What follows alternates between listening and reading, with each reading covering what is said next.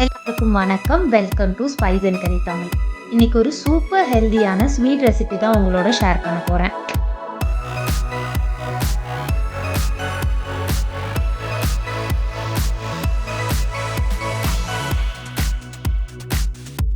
Anti oxidants அதிகமாக இருக்க கருப்பு கவுனி அரிசியை வச்சு கருப்பட்டி சேர்த்து ஒரு இனிப்பு பொங்கல் எப்படி செய்கிறதுன்னு பார்க்கலாம் வாங்க.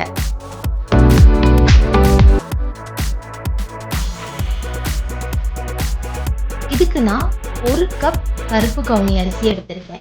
பிளாக் ரைஸ்ன்னு சொல்கிற கருப்பு கவுனி அரிசியில் அதிகமான அளவில் புரோட்டீன் அண்ட் அயன் சத்து நிறைஞ்சிருக்கு.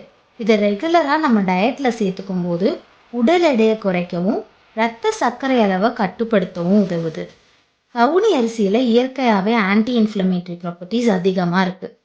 இந்த அரிசியை 2-3 தடவை கழுவிட்டு 8லேருந்து 10 மணி நேரம் கண்டிப்பாக ஊற வைக்கணும்.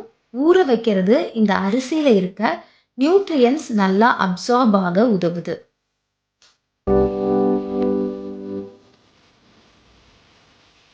பாருங்க, 8 மணி நேரம் கழிச்சு அரிசி நல்லா ஊறி இருக்கு.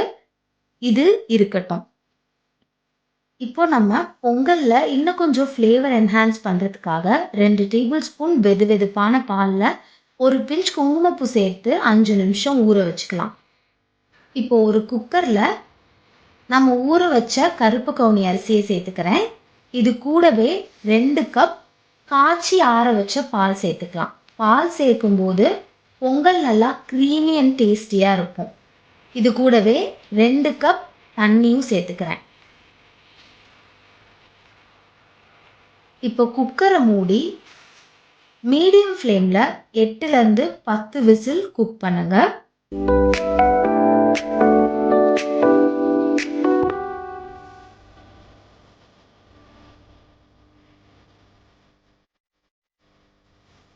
இங்கே நான் 1 கப் கருப்பட்டி துருவி வச்சுருக்கேன். இதை ஒரு பேனில் சேர்த்து கொஞ்சமாக தண்ணி விட்டு கலந்து விடுங்க. கருப்பட்டி வேணான்னு நினச்சிங்கன்னா நீங்கள் வெல்லம் கூட சேர்த்துக்கலாம். கருப்பட்டி கரைஞ்சா போதும், பாகுபதம் தேவையில்லை. பார்த்தீங்கன்னா கருப்பட்டி நல்லா கொதிச்சு கரைஞ்சி வந்திருக்கு. இதை இருக்கட்டும். இப்போ குக்கரில் ப்ரெஷர் நல்லா ரிலீஸ் ஆகிடுச்சு. இதை திறந்து பார்க்கலாம்.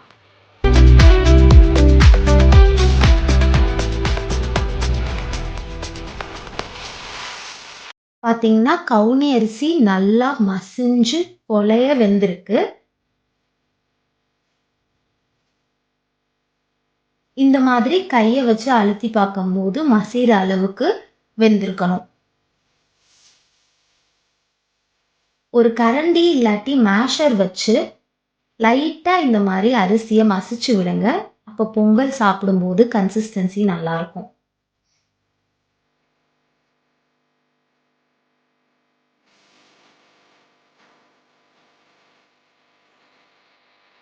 நல்லா மசிச்சதுக்கப்புறம் இது கூட நம்ம காய்ச்சி வச்சிருக்க கருப்பட்டி பாகு சேர்த்து கலந்துக்கலாம். கருப்பட்டி பாகு பொங்கல் கூட நல்லா கலந்ததுக்கப்புறம் அடுப்பை லோ ஃப்ளேமில் வச்சு ஒரு 5 நிமிஷம் கொதிக்க விடுங்க.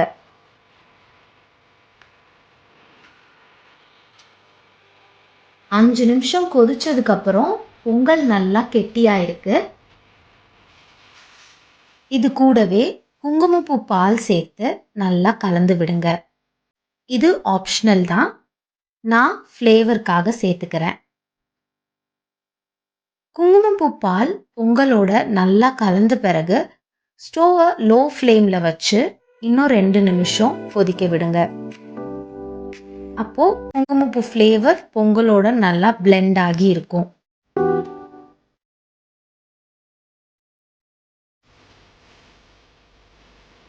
இந்த ஸ்டேஜில் ஒரு தாளிப்பு கரண்டியில் 1 டேபிள் ஸ்பூன் நெய் சேர்த்து சூடு பண்ணிக்கிறேன்.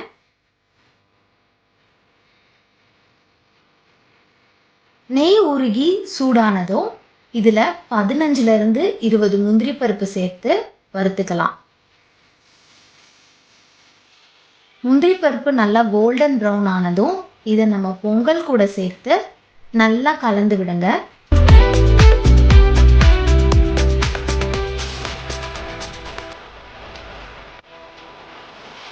நெய் பொங்கலோட நல்லா பிளெண்ட் ஆனதுக்கப்புறம் இது கூட ஃப்ரெஷ்ஷாக துருவின 1/2 கப் தேங்காய் சேர்த்து ஸ்டவ்வை ஆஃப் பண்ணிடலாம்.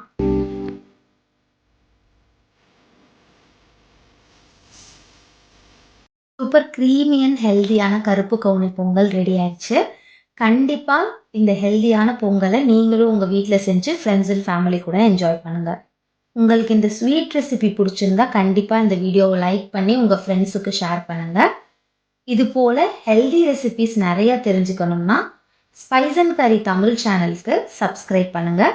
மறக்காமல் பெல் ஐக்கனை கிளிக் பண்ணுங்கள்.